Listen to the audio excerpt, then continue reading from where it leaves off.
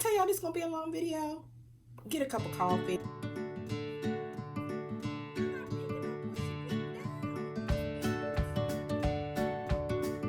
Hey, so welcome to my channel. My name is Chrissy and welcome to the Purple Library. So I want to talk about my November wrap up.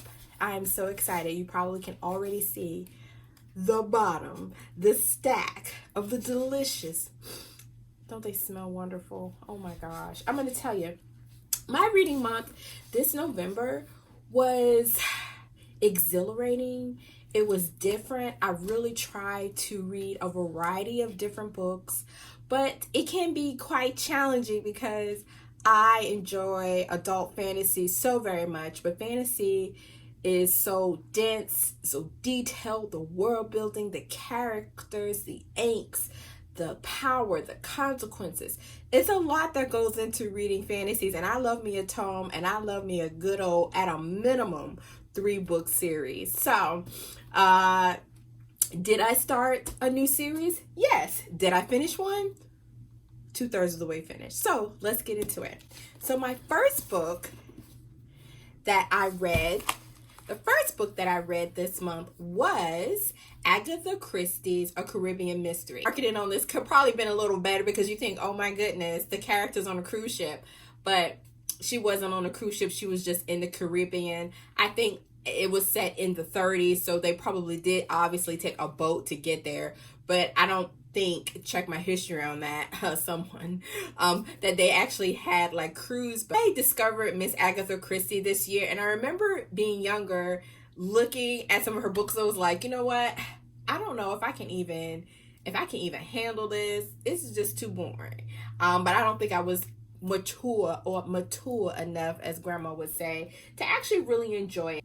This is a Miss Marple mystery. This is my first Miss Marple. I have read a few other Agatha Christie's and books like Whoa. I'll link her channel down below. She is the Miss Agatha Christie stan, honey. She will tell you all the things, all the places to start, the books to avoid. So go check out her channel. She definitely inspired me to start reading traditional mystery, and I'm so glad I did. So this is basically about Miss Marple, who is on the outside looks like just a dainty twainty, oh my goodness, old little lady that she likes to knit, but intelligent, highly intelligent, and she studies people's behavior. Whereas Perot, he studies more locational logic. I'm about to say location out.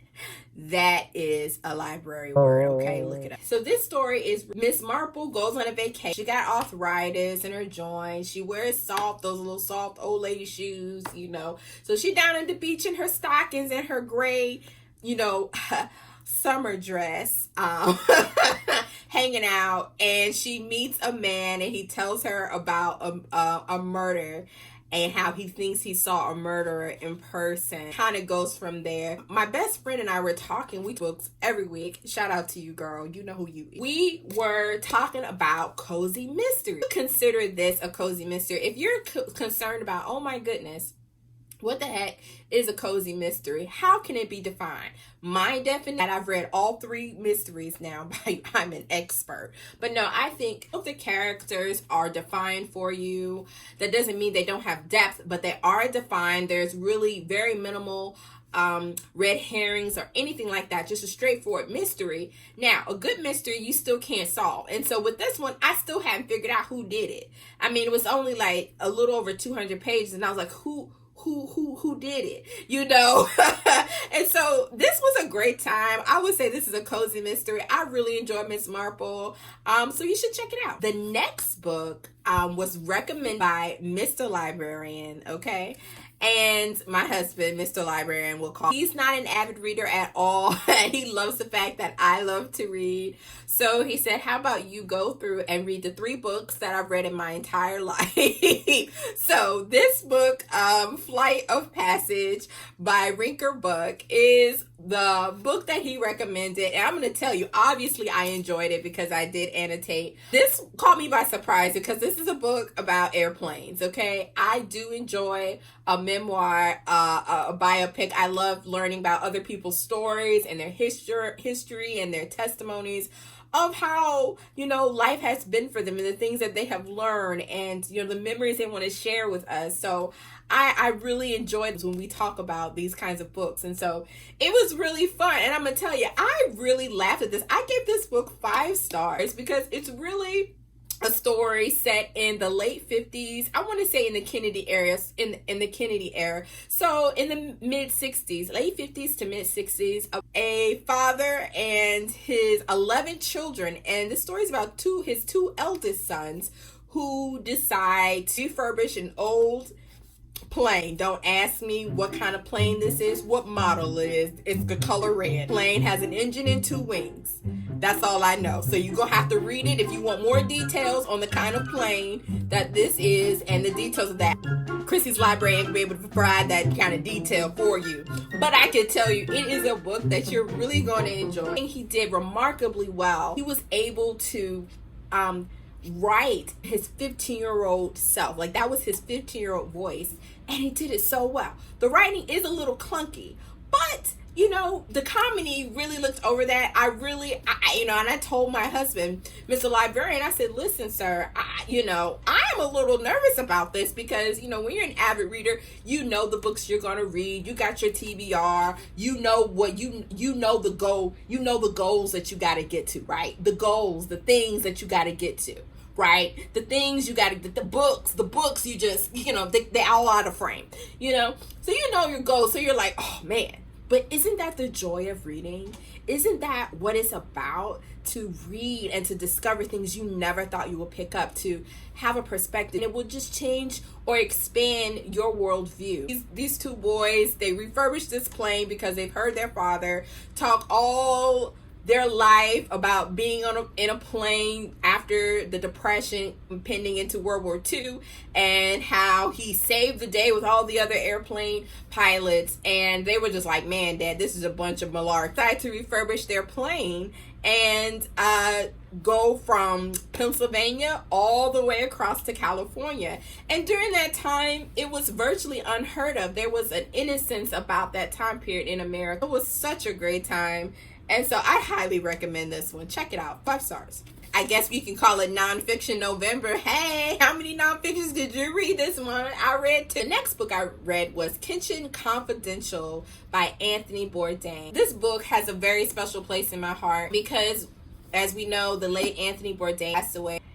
It was very difficult for me to pick this up, and I knew I wanted to listen to it in audio. I remember watching Anthony Bourdain like in 2005, 2004, and maybe they were really then very old reruns at that time for like seasons 2 and 3, maybe seasons.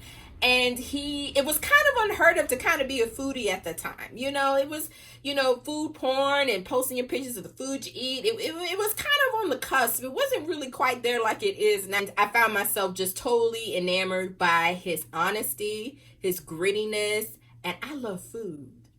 I enjoy eating. How about you? He was unafraid to go places and to meet people and to have conversations with people we normally wouldn't have conversations with. He was so honest about unity in which, food and the culture around food, and how really that's how we really become comfortable with each other, is usually around a meal. And there could be good conversations and bad conversations around the meal, but we always gonna be eating, so we thank God for that. When he would come to town in my area, I would rush to get tickets to see him, to hear him speak, and he would just come out on stage and just talk, just how he presented himself on TV, how he presented himself in this audiobook.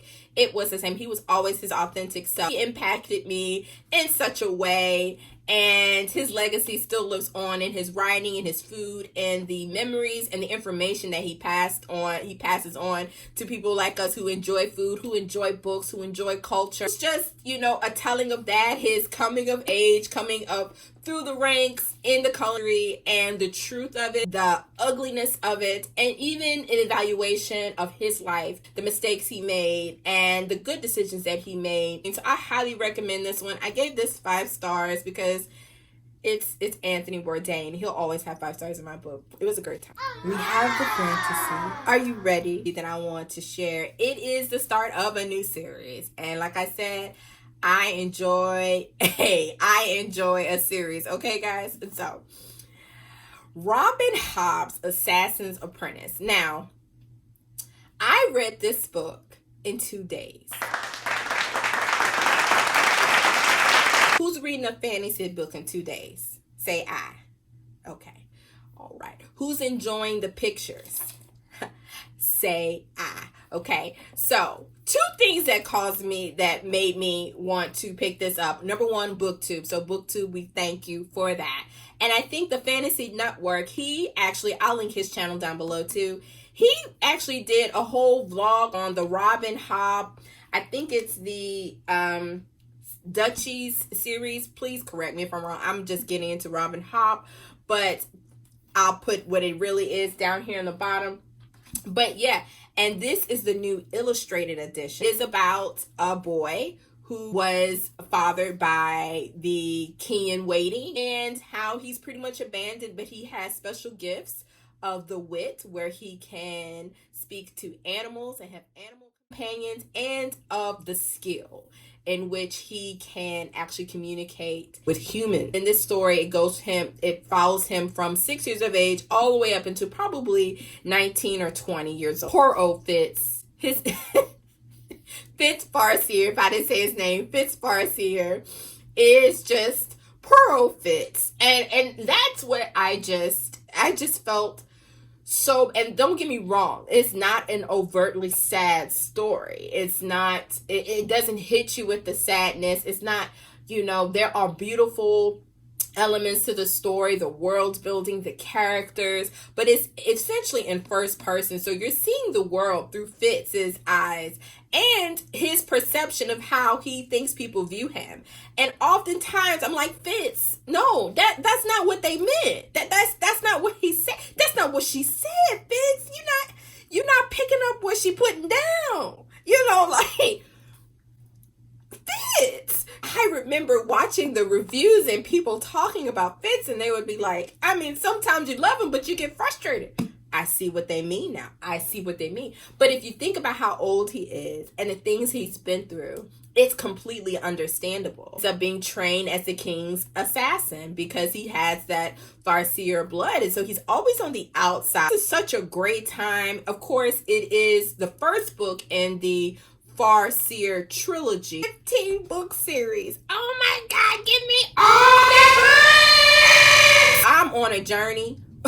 We got Stormlight Archive coming up in 2022. We got the 6 Duchies 16-book series coming up in 2022. Highly recommend. Highly recommend if you enjoy adult fantasy. Now, if you don't read fantasy, if you see a map in the front of the book and it make you sweat, this not for you. This not for you. I would not necessarily recommend this to a newcomer to the genre.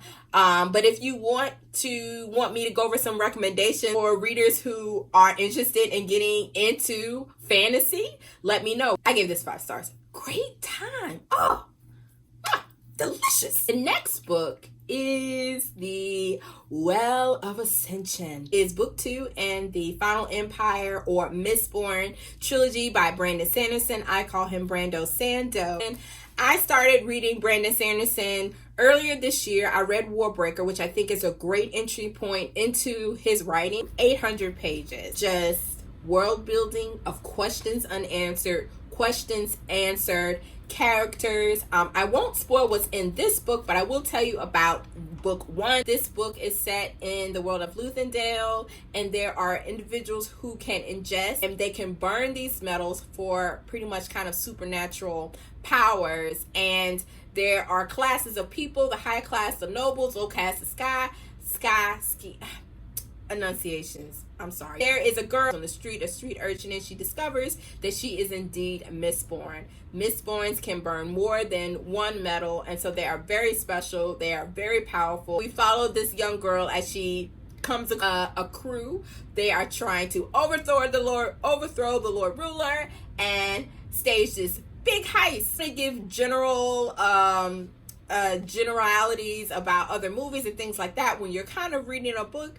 But it is a really good heist story, and if you enjoy that, you've never read anything like that before, I highly recommend it. You probably could read Mistborn as a standalone because it does have a very solid ending. But there are a lot of questions that haven't been answered, so you can continue in the series with the Well of Ascension, which I highly recommend. I don't want to spoil anything because there are spoilers with this, but I am in the middle currently finishing up. I have about 30% left, finishing up Hero of Ages, and so at that point I will do a wrap up of that third book and my thoughts on the series as a whole. But this got 5 stars. I think I gave it 5 stars.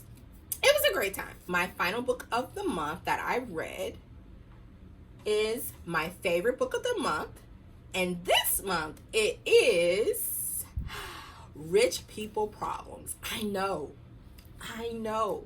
You're thinking, what in the world is this? I know. I know. But let me tell you, this is the third book in the Crazy Rich Asians series by Kevin Kwan.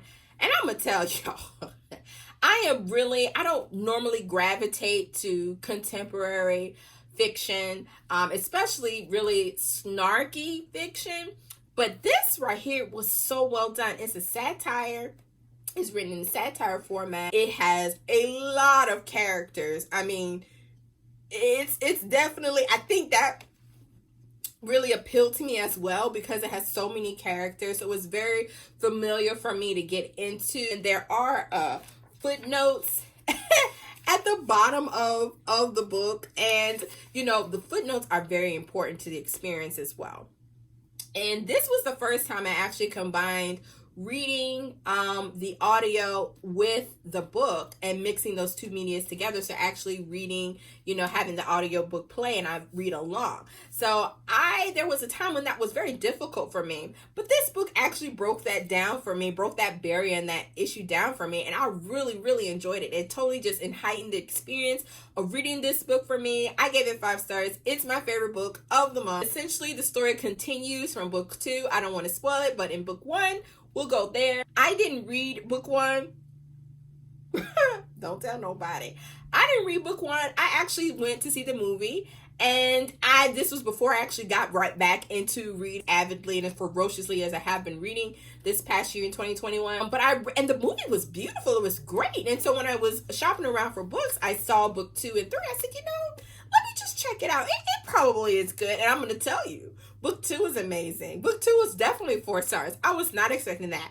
I definitely wasn't expecting this to be a 5-star. I was maybe thinking like 3.5. Okay, I'll give you 4. But it took it to a 5-star level.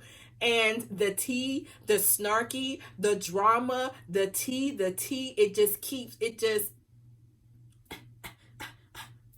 over again, baby. It was just so good. Okay. I highly recommend you reading this series. Definitely start at book 1. Don't start here because the payoff, there is significant tea payoff when you finish. And the implications, where all of these characters start. I mean, you essentially follow probably about 5 or 6 characters through the whole series. And book 1 is essentially about a guy. He meets a beautiful girl. He loves her. He's like, hey, let's get married, but you kind of got to meet my family out in China. And she goes and she meets his family. And it's just, she realizes he comes from the 0.1%, the 1% richest family in Asia. And so that adds a whole lot of tea. And apparently she's just not good enough for the family. And meeting all of his cousins, all of his aunties, all of his mamas, his aunties and great aunties, and Y'all know how it is when you bring somebody new around. They got to meet all 78 people, all 78 of your first cousins. And then you got to introduce them to your 18 aunties. You know how that be. You know, we got big families around here. So, and if you don't, it's okay. It's okay because every family got some tea, okay? So, it was such a good time. So definitely pick up book 1. If you're a little skeptical about it, go ahead and watch the movie. I recommend it. I don't normally, I used to think you needed to read the book before you watch the movie. I take that back. I think movies are a really good entry point into starting a series and into reading novels. It can go both ways. And so I've done both ways. So I recommend actually going to watch the movie to see if it's a story you could follow. And that way it does give you an outline of all the different characters that you are going to meet. So when you're reading books 2, then you'll meet new characters, of course, and then in book 3 you'll meet more characters, but your base 6 characters that you follow through the series are pretty much the story. You're following their lives and the issues and the things that they face through the whole series. It's such a great time. It's beautiful. And then Kawan bust out and just hit you with some knowledge you ain't even see coming, and you're like, you're absolutely right, sir. You speak truth. You speak truth. And so, honey, this is some hot tea with some honey and 3 scoops of sugar, okay? Check it out. 5 stars. My favorite book of the month. So unexpected, but that's why we love reading, especially in the Purple Library. Okay. Anyway, guys, thank you so much for being here. Check out my channel. Leave me comments. Let's talk books. Let's talk all the things about books. I'm here for it. If there are any recommendations, let me know. Any kind of videos and things you want to see, let me know. And I'll see you next time. Remember, don't forget your library.